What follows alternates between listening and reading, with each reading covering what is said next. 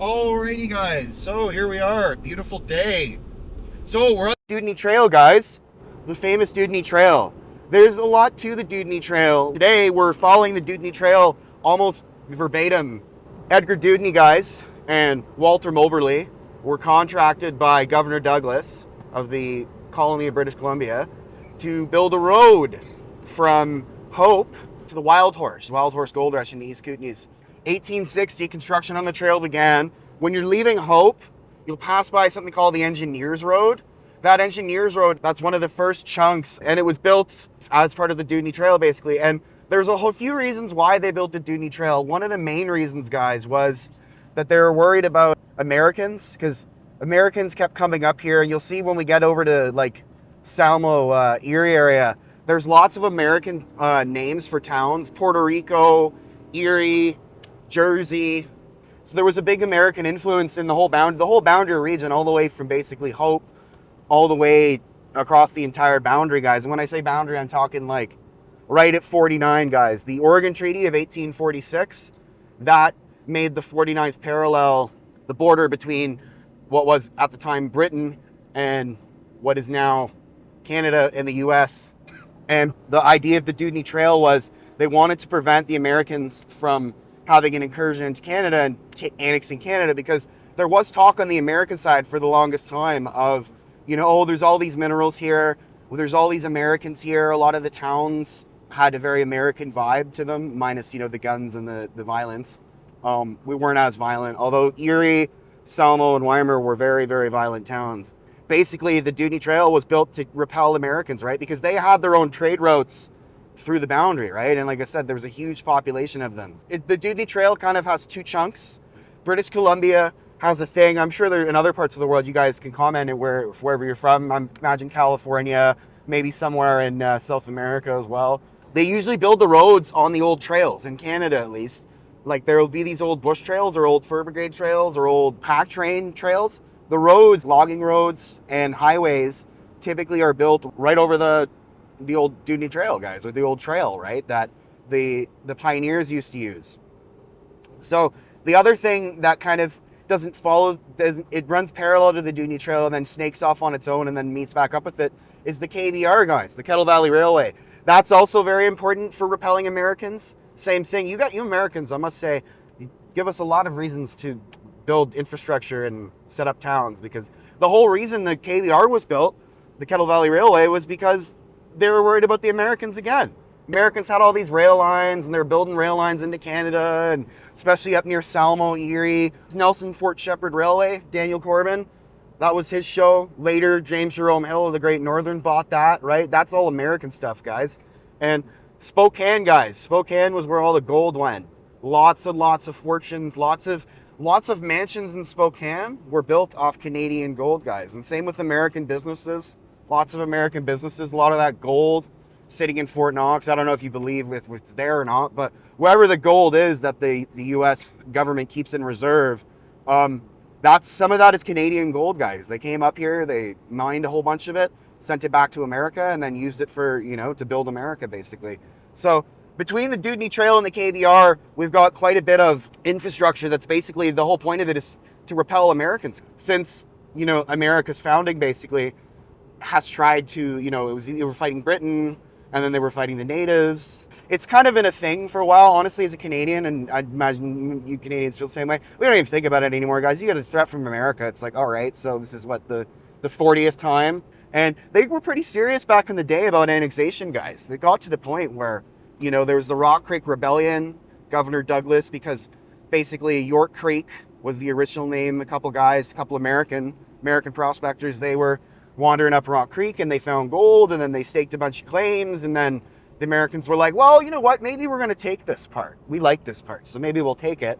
And then the British, and Governor Douglas at the time was like, yeah, no, that's not happening. So then they sent a bunch of troops here, and Governor Douglas had to come over the Dudney Trail to Rock Creek, because it's basically the Dudney Trail follows this whole route. Bridesville right now, we're coming in Bridesville, guys. Bridesville, Great Northern Railway comes through here. Right now, we're literally following the Dudney Trail. This is where the Dudney Trail would have come through. And then it comes down into Rock Creek. And then it arrived at Rock Creek a little late after the gold rush. So then they decided, well, Governor Douglas said, okay, well, we don't need to build any more, so we'll leave it here. But then a few years later, Governor Seymour, who replaced Governor Douglas, he decided to start the trail again. And it's good they did, because then gold was also discovered in the Wild Horse out in the East Kootenays, which is where we're heading.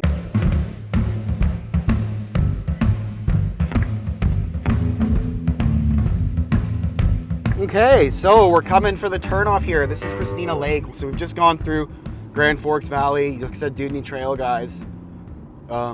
So it's coming up here on the right, Santa Rosa Road. So this is the 3. If you followed this, it would take you up through Paulson, Bonanza Pass, into Castlegar, right? But we're going to take this road, and instead of ending up in Castlegar, we're going to end up directly in Rossland. Like literally right. This is how you used to go back in the day.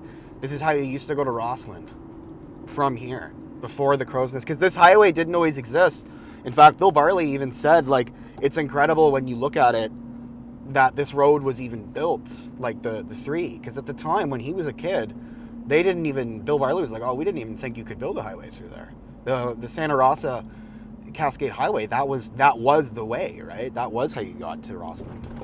So I'm interested to see. It looks like it's been graded and kept, because it's a logging road too, so it's been kept kind of, the nickel plate was like, oh man, the nickel plate, that was something else, that road.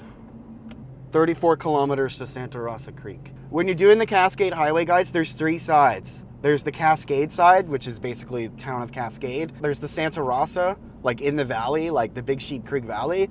And then there's the second set of switchbacks that takes you over the 7 summits. So there's kind of three ways of doing this. It's like anything, it starts off paved, but it's gonna end. And then we're gonna just basically snake our way up the Rossland mountain range following the Dudney Trail. It's typical alpine mountain road, guys. Yep, see, it's dirt now. Active hauling. Hang on, RR3. Let's change the radio. It's a weekend. I always try and do this stuff on the weekend, so I'm not when we're working RR3. Okay, we're good. Oh, 2-wheel drive in the dirt, especially up a grade. And we want to keep our eyes peeled for float. There's quartz veins here. Bill Barley was saying when he was a kid, he grew up in Rossland, right? So he used to drive. They used to come up here as kids and play around up there. And he said his old man always used to tell him, if you ever get lost up there, just follow the Dudney Trail. It'll take you right into Rossland, basically. But he said that when they were up there as kids, and this is like in the 30s, guys, they were finding stringers of quartz with free gold in them, but he said they're not very wide, and they're pretty thin, and they don't really add up to much, like in the way of like the depth of them.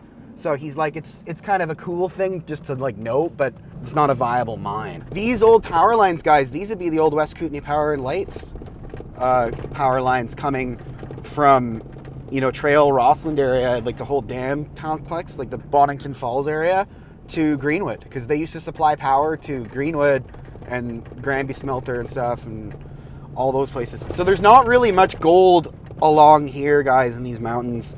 It's once you get over to the Rossland side and Santa Rosa too, Santa Rosa Creek. We'll stop, I'll show you guys. See if we can find some quartz veins. There's same thing as what I've been showing you guys for a while. There's all these quartz veins. So like when you're mining for a quartz vein, there's a few things you want to look at to see if like it's going to be viable and like a good thing. Because the biggest thing with mining, guys, is viability, like market price conditions. So like, what is the metal selling for? Because if the prices of metal is really cheap, your ability to return on your investment is low, right? Because you just basically like, if you're not selling the material for a lot of money, like I said, it's really hard to make your cost back. So you want, obviously, the more ore, the better. So when you're looking at quartz veins, like you'll find some quartz veins up in like Ontario too, especially up northern Canadian Shield, like Ronderanda, Abitibi region, Kirkland Lake area. You'll find veins of quartz, and they might even have color in them, like colors, but they're small. And you also don't know, like, how deep does that go? Does it go for hundreds of feet? Does it go for 20 feet? Does it go for a few meters? What's the depth of the vein? And then also, how wide is it? Some of these veins, guys, in the Kootenays, the silver veins and even gold veins, they can be like a few feet wide. In some cases, like 20 or 30 feet wide. And in extreme cases, hundreds of feet wide. like the vein itself, the actual quartz vein that has the deposit. So in Santa Rosa, you get these veins and they're small. They're thin and small, and they don't really add up to much. So it's like, it's cool that there's gold there, but there's not enough gold there to really make it a big thing. There is a tungsten mine down in the bottom of the valley, closer towards the boundary. But Big Sheep Creek, guys, there's a whole settlement up there. People have cottages there, and there's a bunch of ranchers in the valley too. So the Santa Rosa Creek wreck site will be a good one. There's the Trout Creek wreck site as well, which people tend to stop at too. There's not much on this road for ways of stopping. And another thing about the quartz veins is you've got two different types of free gold. You've got macroscopic, which is big pieces you can see with your eyes, right? And then you've got microscopic, which is stuff you can't see. And the stuff at the Headley nickel plate mine, guys, that was all microscopic. So if you're going up there prospecting, they're like, oh, I'm going to see a bunch of, nuggets sticking out of quartz, or a bunch of big pieces of gold sticking out of a rock. In some places, yeah, totally, man. Yeah, totally, you'll find that. But not specifically over there, right? And here, you can find them like little pieces, little macroscopic pieces. But like I said, they don't add up to any depth. And we've been following the Dewdney Trail this whole time, guys. So the extension, Governor Seymour's extension from Rock Creek to the Wild Horse, which we are also going to. This is the way they would have gone, guys. And the Dewdney Trail had certain requirements. Like it had to be 4 feet wide, because the reason train tracks and roads have the spacing they do, for a wagon to fit on the hinds of a horse for a wagon was about 4 feet. And the grade couldn't exceed 8.5% in and around that area, because if it was too steep, the animals wouldn't be able to, they'd have trouble slipping, right? The horses and the donkeys would slip going up the mountain. So, but in some cases, guys, when you're running a pack train too up these mountains, you've got, 200-300 animals, right? And you're freighting supplies and all that kind of stuff. It's a whole thing being a pack train guy, but the guys that did it loved it, and it was a thing, and that's what they did. Some people were miners, some people were prospectors, which is like a miner, but mine finder prospectors. So they didn't actually do any mining themselves. They just basically went around, found mines, staked the claims, and then sold them to people, and then took the money from the sale of the claim and then used that to go find more claims and sell them, right? And that's how they made their money, right? You had the shopkeepers, you had the bartender, you had the gold commissioner, but each guy had his role, and they all really, that was what they did, guys. They loved it. There's a series of switchbacks heading down the mountain, and then we're gonna come into a valley, and then we're gonna have to go back up again, and then come back down again. The road is done in 3 parts. You can see all the logging they've been doing here. They've been replanting. These trees are doing pretty well. In about 30 years, by the time I'm ready to retire, they'll be ready to be logged again. It does get narrower and shittier for a bit. We're just heading down the switchbacks now. We've finished the Cascade side, so we're now in the Santa Rosa side. And now there's a bridge coming. And then we're going to go to Santa Rosa Creek and look for gold veins, guys. So all along here, we're starting to come into the gold area, the gold territory, where there's free gold and quartz around here, guys. And the mines in Rossland, which is right around here, that was huge depth. You couldn't even see how deep that was. The mines in Rossland were very, very rich, guys. So like I said, it's kind of a weird place out here because everything's kind of spotty, if not consistent. But we've got the switchbacks, and then we're coming down, and then we'll be in Big Sheep Creek Valley. So this whole way, guys, this is the Dewdney Trail. Imagine blazing the Dewdney Trail, or back in the 1860s, guys. This would have been probably 1864, 1865, when they were working through here. Edgar Dudney, Walter Moberly. And you got to keep in mind, too, surveying here. Look how hard this would have been, guys, with no road through here. You got to survey. You've got to know where you're going. You've got to know, a compass, guys. A compass and a builder's level.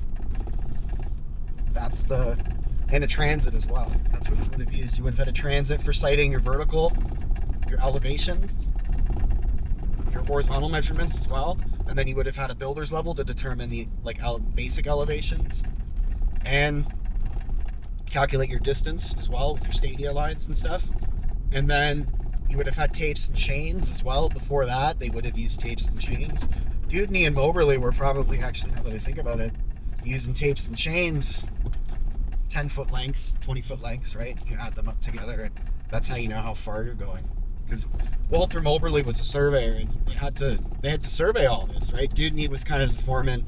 He was directing the whole show, but just imagine blazing 720 kilometers worth of trail through bush like this. And like I said, they had a whole bunch of Chinese with them, and the Chinese were the primary labor force. But the Chinese did really well out here because it's very, similar to China, right? Mountainous, rugged, lots of nature. So, but this is the Dewdney Trail, guys. We're just basically, the road's starting to get better. That one side, oh shit. Jesus, oh my god. Oh my god, oh my god, oh my god. I think there's a place to go back.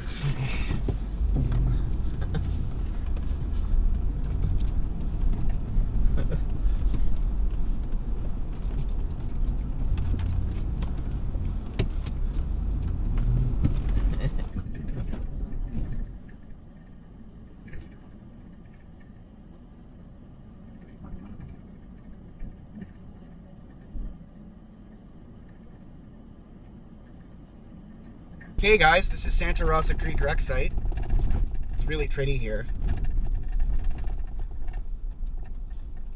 Old growth, at least this is the parking spot here. So here we are guys, Santa Rosa. Look how gorgeous it is here. These old cedars.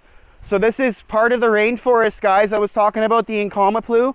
It goes down to Idaho and parts of Montana, but look at these beautiful cedars, guys. Old growth cedar. It's part of the rainforest in here, but it's just absolutely gorgeous. This is Santa Rosa Creek, guys.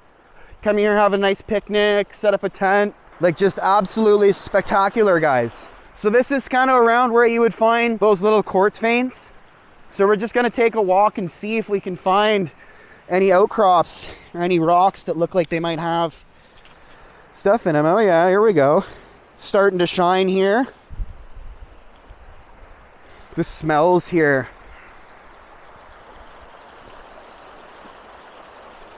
So nice, these old trees. Huge trees. This is the creek, guys. Pretty bouldery. Little waterfall there. So just looking around right now, guys, trying to find some rock outcrops or little rocks around that could be indicators for the free gold and quartz. Not much exposed rock here, guys. You can see the other side under the culvert there. There's parts coming up near Seven Summits, guys. The next chunk, that's where we're gonna start getting into better places to look. This is just a wreck site. Nice place to come, good base of operations, but basically going all the way up to Rossland now is gold bearing areas where they might be gold. Santa Rosa wreck site, British Columbia. We're doing the final section, the third section, the Big Sheep Creek over Seven Summits to Rossland section. So this is the road. Road quality fluctuates. It's quite a big variance, frankly, but this stuff here is pretty decent. So start looking for outcrops here too, guys, because you never know. We're gonna go up a series of switchbacks, get up to Seven Summits, and then come down that mountain to Rossland. And then we'll be in Rossland and the Golden City, and this is Santa Rosa Road.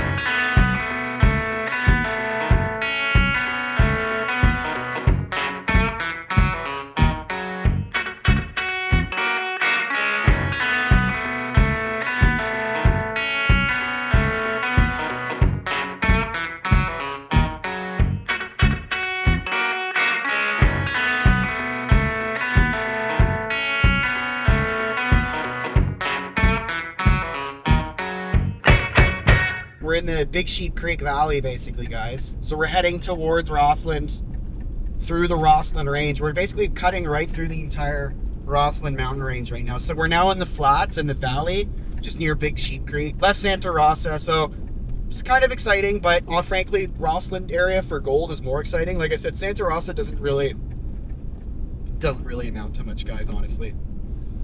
And that's proven over, the last 100 years, right? But it's still a cool area nonetheless. The historic old Cascade Highway. This is the way you would have taken it back in the day, right? Not to be confused with the old Cascade Highway in Oregon and Washington, guys. But this is the Canadian version. So, but the border is fairly close too, guys. We're like right next to the border here. You follow some of these roads down. Some of the properties here, I'm sure somebody will see this that lives here. Their properties are like right up against the border, right? Which is interesting. So, and then so the next thing is we've got to go back up another series of switchbacks over the Seven Summits trailhead area, and then we'll be coming right into Rossland. Basically, we pop out right, like literally in Rossland.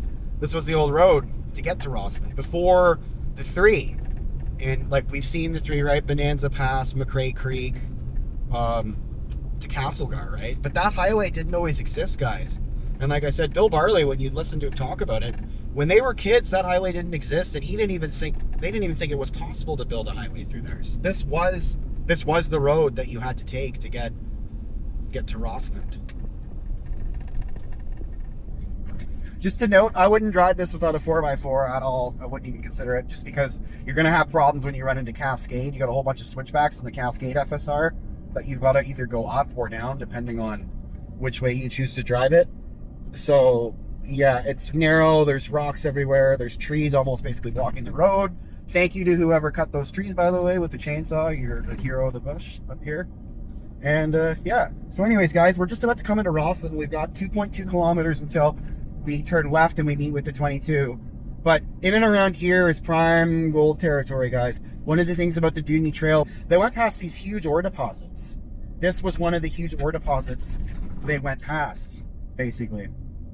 And there's some really, really interesting gold mines right on the old Cascade Highway, like right around here. There's the Midnight, the IXL, the OK, on OK Mountain as well, OK Mountain mines. So the thing to note about these mines, guys, is they were so rich that it actually was kind of like, it was driving guys crazy, because we're talking like hundreds of ounces to the ton. And that was after the best pieces of ore had been picked from the smelters. But OK Mountain, the IXL, the Midnight, all those claims, right? They're like basically right around here. And the official assay report was 300 ounces to the ton, which is insane. Braylorn was 100 ounces to the ton, and that was considered like some of the richer ore they had found. The thing about all these mines and 300 ounces to the ton, guys, is that there was a trail smelter. So the trail smelter back in the early days used to have another smelter for gold in the back. Like there was a smaller smelter in the back, and they would smelt gold from the area, from Rossland. And there was a load of ore from the OK Mountain claims. And when the guys that worked at the smelter, and this happened all over the mining, so mining assays can be tainted by the fact that people are high grading, they're stealing the ore. So basically guys would get off shift and they'd walk past the pile of ore from the IXL, and like I said, 300 ounces to the ton, right? That's insane. That it would drive you insane knowing that there's gold that rich up there. But what the thought is that the guys that got off work at the trail smelter, they helped themselves to the best ore, like the best pieces of ore that they could find. They took it home with them. So then the ore that they actually assayed at the mine ended up not being like spectacular. And it was spectacular, but it wasn't as spectacular. There's people around here, and maybe some of you locals can confirm for me, people said it went as high as 1,200 ounces to the ton, guys. That's almost an ounce per 100 pounds, guys. That is insane. That is hard to comprehend. But you can see Rossland Cascade Road. Here we are, guys. This is the main highway, the 22. This takes you down to the border, and here's the museum right there. And Rossland's just right here, guys. You literally plop out right in the middle of Rossland. This is going to conclude our Cascade Highway Rossland thing. I hope you enjoyed it. Don't forget to like and subscribe. Hit the bell icon to get notified. Leave a comment, guys. I'd love to hear from you. Maybe you've taken this road before. Maybe you haven't. Regardless. And thanks for watching, guys. I really appreciate it. Sasquatch Prospector out.